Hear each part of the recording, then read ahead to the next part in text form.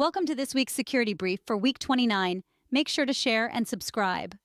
We are starting off with the biggest story of the week. In a major technological mishap, a recent update from cybersecurity firm CrowdStrike has wreaked havoc on Windows systems worldwide. This faulty update has led to widespread system crashes, causing significant disruptions in various sectors, including emergency services, airports, and hospitals. The chaos began when users reported their Windows workstations and servers entering a boot loop or displaying the dreaded blue screen of death, BSOD, shortly after installing the latest CrowdStrike Falcon sensor update. This led to massive outages, with entire companies and fleets of computers going offline.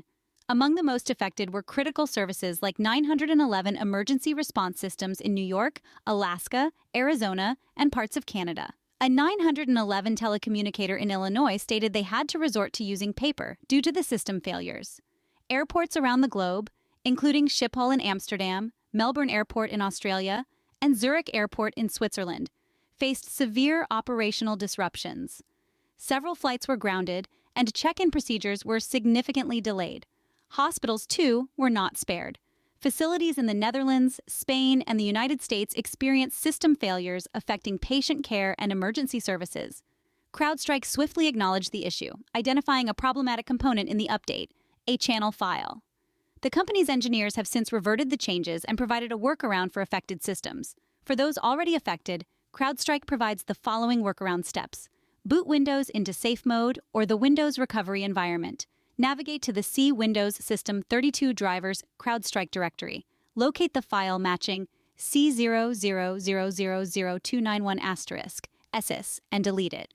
Boot the host, normally George Kurtz, president and CEO of CrowdStrike, announced that the company is actively working with customers and confirmed that the problems are caused by a defect found in a single content update for Windows hosts.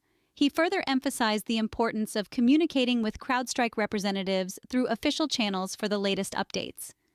CrowdStrike has stated that the problematic channel file has been reverted, and the corrected version is now available.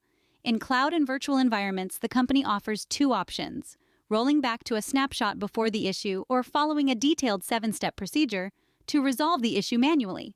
Moving on, cybercriminals are using Facebook ads to distribute malware that steals sensitive information from Windows users.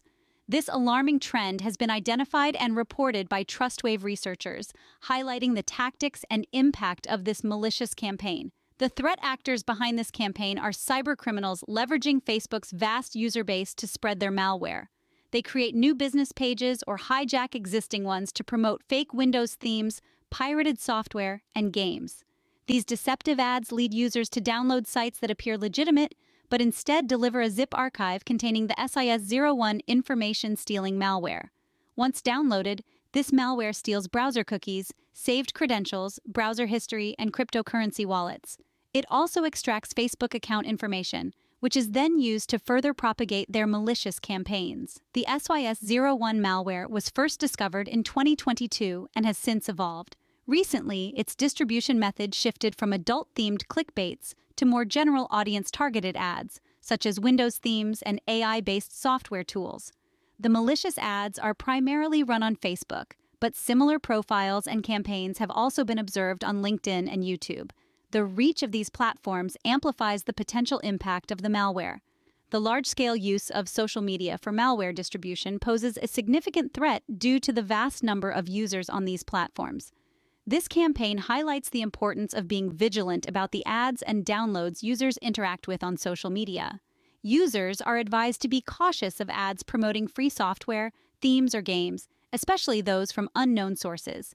Ensuring robust cybersecurity measures, such as up-to-date antivirus software and cautious online behavior, is crucial in protecting against such threats. The stolen data is temporarily stored on the infected device before being sent to the attackers.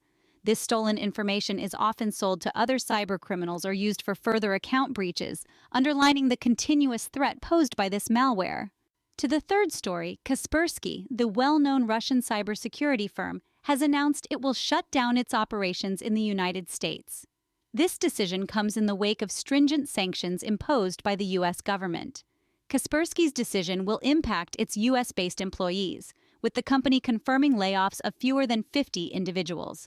The sanctions affect Kaspersky Lab executives and entities associated with the company, freezing their U.S. assets and prohibiting business operations. On June 21st, the U.S. Treasury Department's Office of Foreign Assets Control, OFAC, sanctioned 12 Kaspersky Lab executives for their involvement in Russia's technology sector.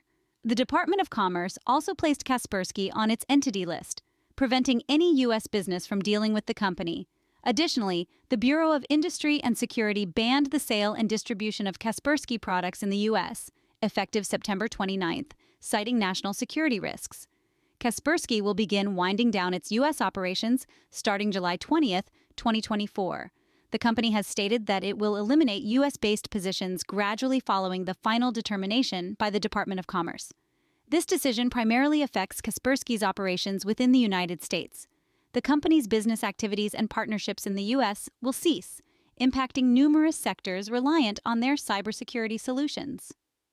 The U.S. government determined that Kaspersky's continued operations posed a national security risk due to potential influence from the Russian government. The Bureau of Industry and Security cited the Russian government's offensive cyber capabilities and capacity to direct Kaspersky's operations as primary concerns that could not be mitigated through other measures. In response to these sanctions, Kaspersky has stated that the legal requirements make their business opportunities in the U.S. no longer viable. The company has expressed regret over the decision, but emphasizes that it will comply with the U.S. government's determinations. Moving on, Trello, a web-based project management tool that allows users to organize tasks and collaborate on projects. A data breach affecting millions email addresses of over 15 million Trello users have been leaked on a hacking forum.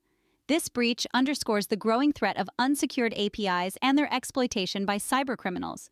The leak was orchestrated by a threat actor known as Emo, who exploited an unsecured REST API to collect email addresses linked to Trello accounts. The API allowed Emo to map email addresses to Trello profiles, creating detailed member profiles that included non-public email addresses. The data collection began in January 2024, with the threat actor initially selling the profiles before releasing the entire list on the breached hacking forum on July 16, 2024. The data breach was executed and publicized on popular hacking forums, affecting Trello users globally. The threat actor used an unsecured API endpoint, allowing them to gather email addresses and other publicly available profile information. The breach occurred due to an unsecured Trello REST API that allowed unauthenticated users to request information using email addresses.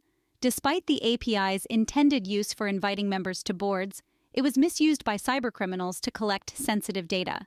The threat actor Emo created a list of 500 million email addresses and used the API to identify those linked to Trello accounts.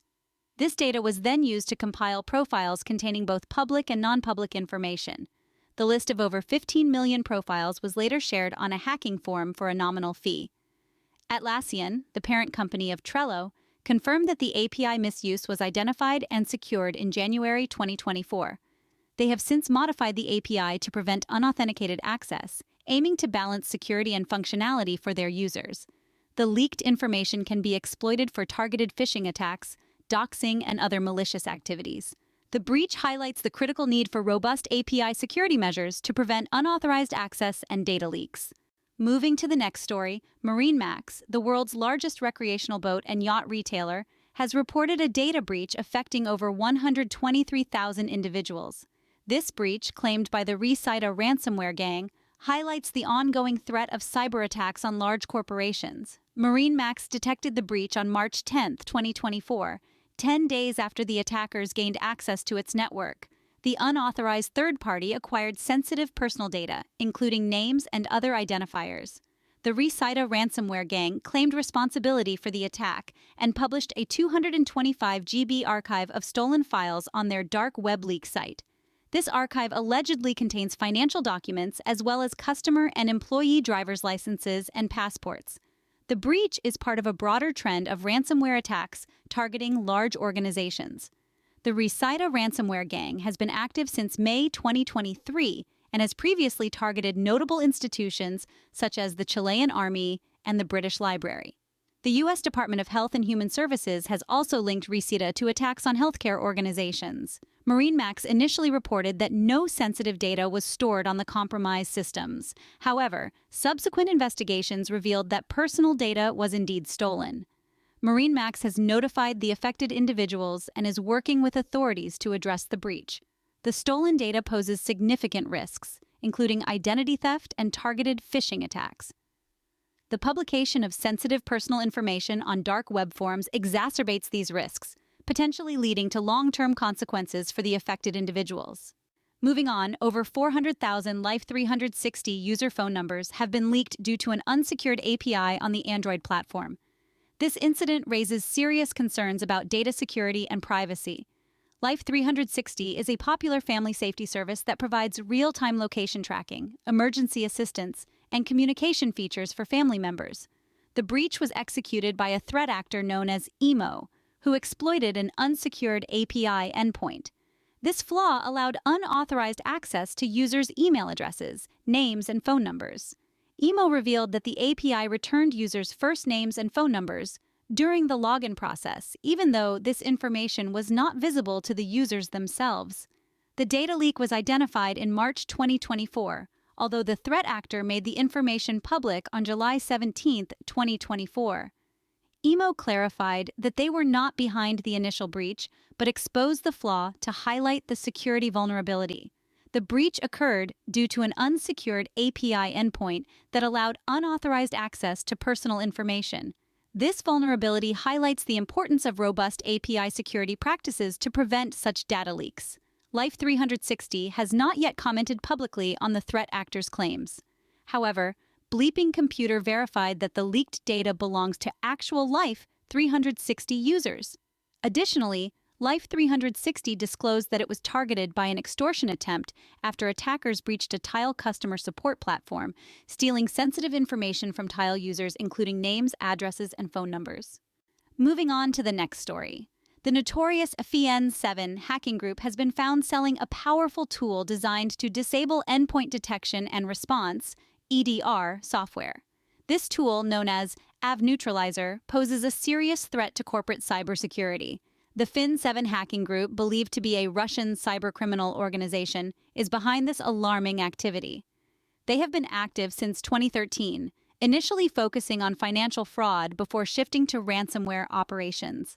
FIN7 has developed and is now selling the AV Neutralizer tool, which can kill security software on corporate networks. This tool was first identified in attacks by the Black Basta ransomware operation in 2022 and has since been used by multiple ransomware groups. The tool exploits legitimate drivers to disable antivirus and EDR software, making systems vulnerable to attacks.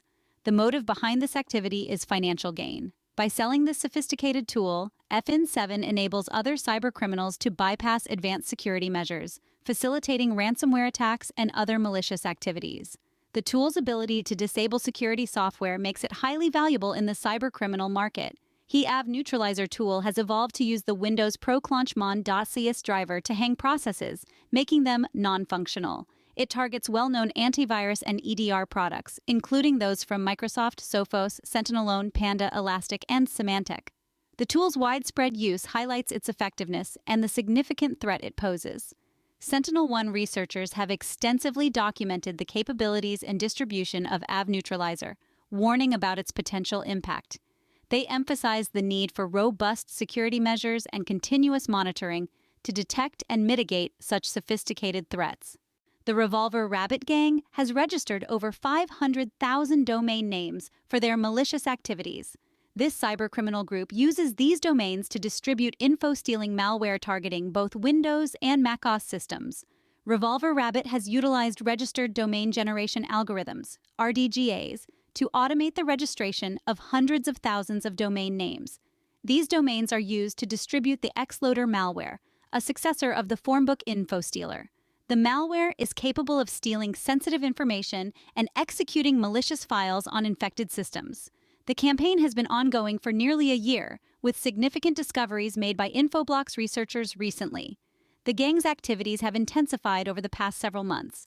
The domains are primarily registered under the .bond top-level domain, TLD, but the group has also used multiple TLDs.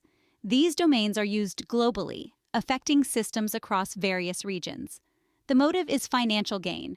By using RDGAs, Revolver Rabbit can easily scale their operations and evade detection, maximizing the reach and impact of their malware campaigns. The investment in domain registrations is estimated to be around $1 million, indicating the profitability of their illicit activities. Revolver Rabbit's RDGA-generated domains typically follow a pattern of dictionary words followed by a 5-digit number. These domains create both decoy and live command and control (C2) servers for the malware. The scale and sophistication of this operation highlight the advanced tactics used by modern cybercriminals. Renee Burton, VP of Threat Intel at Infoblox, emphasized the importance of understanding RDGAs as a technique in the cybercriminals' arsenal. The discovery of this large-scale operation underscores the need for continuous monitoring and advanced security measures to combat such threats. To the last story, 2 Russian nationals have pled guilty to their involvement in the notorious LockBit ransomware attacks. These attacks have inflicted substantial damage on numerous organizations worldwide, highlighting the persistent threat of ransomware. The individuals involved are Ruslan Magomedovich Ostamirov and Mikhail Vasilyev. Ostamirov is a Russian national, while Vasilyev holds dual citizenship in Canada and Russia. Both have been key affiliates of the LockBit ransomware operation. Ostamirov and Vasilyev were part of the LockBit ransomware gang, which has been responsible for a series of high-profile cyber attacks since 2020. They breached systems, encrypted data, and demanded ransoms from victims to restore access and prevent data leaks. The gang has extorted substantial sums from their victims, leading to significant financial losses and operational disruptions. The primary motive behind these ransomware attacks was financial gain. The LockBit ransomware gang targeted vulnerable systems to extort money from their victims, demanding hefty ransoms in exchange for decrypting the data and not leaking stolen information. The total damages caused by these attacks amount to millions of dollars. Stamirov faces a maximum of 25 years in prison, while Vasilyev could receive up to 45 years. Vasilyev has already been sentenced to 4 years in prison by an Ontario court for his role in the ransomware operation. The legal proceedings underscore the severity of their crimes and the international effort to combat ransomware. A LockBit ransomware gang has been linked to numerous high-profile attacks, causing extensive financial and operational damage. Despite these arrests, the gang remains active, continuously adapting their tactics and targeting new victims.